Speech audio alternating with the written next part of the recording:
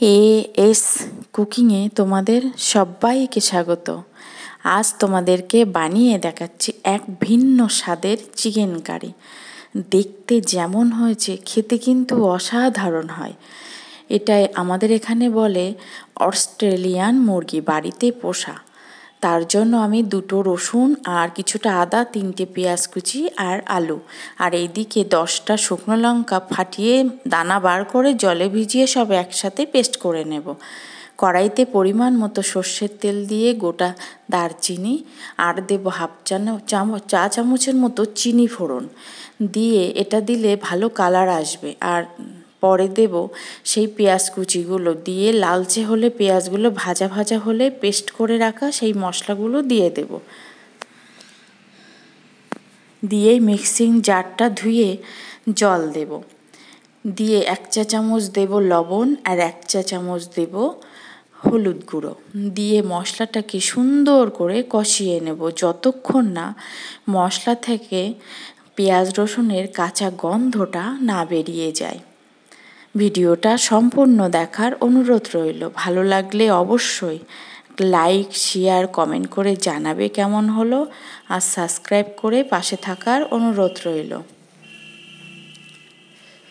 আমি এর জন্য নিয়েছি 1.5 কেজি চিকেন, মানে অস্ট্রেলিয়ান মুরগি, ভালো করে কেটে পরিষ্কার করে ধুয়ে। এই মুরগিটা অবশ্যই মানে ছালসহ বা স্কিন সহ রান্না করলে দারুণ হয়, খাসির মাংসকেও হার মানায়।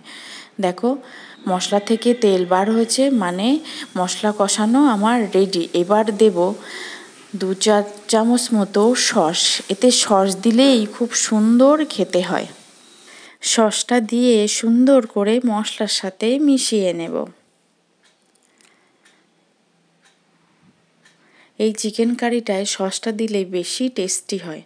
এইবার কষানো হয়ে গেছে, কেটে ধুয়ে রাখা সেই চিকেনটা দিয়ে দিলাম। এই ছালসহ চিকেন রান্না করলে প্রচুর তেল বার হয়, আর খেতে যে এইভাবে রান্না করলে খেতে যে এত অসাধারণ হয়, একদম মানে মাটনের স্বাদকেও হার মানায়। ঠিক এই পদ্ধতিতে একবার তোমরা বাড়িতে বানিয়ে দেখো অবশ্যই।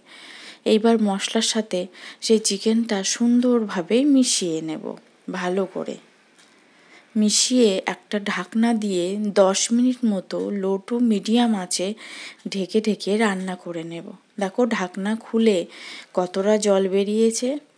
এটাকে আবার ভালো করে মিশিয়ে নেব 1 চা চামচ লঙ্কার গুঁড়ো দিয়ে।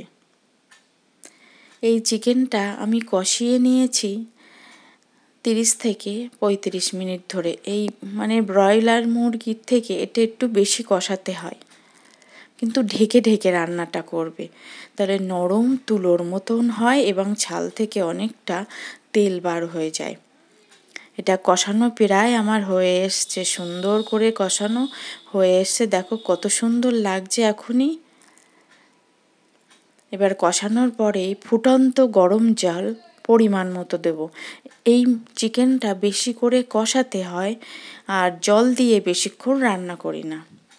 ফুটন্ত গরম জল দিলাম, দিয়ে 10 মিনিট রান্না করে নিয়ে লবণ ঝাল চেখে নিয়ে 1/2 চা চামচ দেব মরিচের গুঁড়ো, আর 1/2 চা চামচ দেব শাহি গরম মশলা, আর কটা দারচিনির কাঠ ভিজিয়ে থেতো করে দিয়েছি। এটা দিলে না খুব সুন্দর একটা গন্ধ বার হয়। আর এবার দেব এই মুরগিটাই খুব তেল হয়েছিল, সেই তেলটা আগে থেকে দিলে গলে গিয়ে আরও তেল বার হতো। এইবার তেলটা দিয়ে সুন্দর করে মিশিয়ে আবার একটু 10 মিনিট ঢেকে রান্না করে নিয়ে রেস্টে রাখলেই রেডি। দেখো কি দারুণ কালার হয়েছে, দেখো, আর নরম তুলোর মতো। ভাত, রুটি, পরোটা সব কিছু দিয়ে না দারুণ জমে যায়। দেখো দেখতে যেমন সুন্দর হয়েছে, খেতেও অসাধারণ। তোমরা বাড়িতে বানিয়ে একবার কমেন্ট করে আমাকে জানিও যে কেমন হলো। আর এই কয়লার বা অস্ট্রেলিয়ান মুরগিটা তোমরা খেয়েছো কি কে, অবশ্যই কমেন্টে জানিও।